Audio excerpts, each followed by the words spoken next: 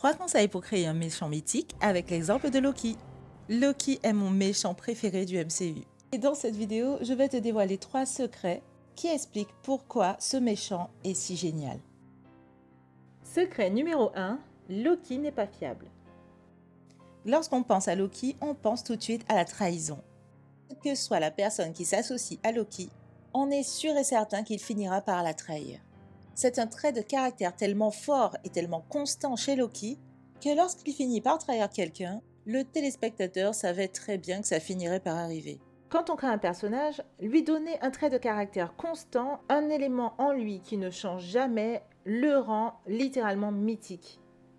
Malgré ce caractère constant, Loki finit toujours par nous surprendre.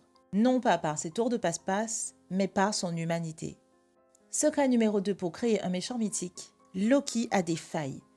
Loki échoue en permanence et ça l'humanise. Dans la série diffusée par Netflix, c'est d'ailleurs la deuxième constante que l'inspecteur va lui donner. Loki échoue toujours. Mais Loki est résilient. Loki a des sentiments. Et c'est justement ceux-ci qu'il essaie de cacher à travers son humour complètement décalé. Ce qui me mène au troisième secret de Loki. Minute papillon, tu t'es pas abonné ?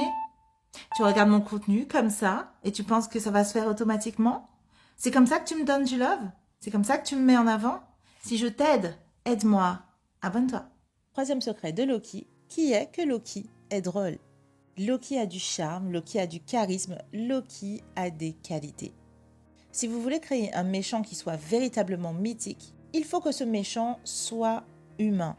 Pour qu'il le soit, il ne peut pas avoir que des mauvais côtés.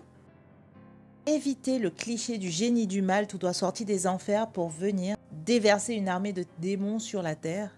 Loki est aux antipodes de ce cliché et c'est pour ça que ce personnage est si réussi. Il a beau être fourbe, il a beau être cruel, à chaque fois que Loki échoue ou qu'il montre ses sentiments, on est systématiquement touché en plein cœur.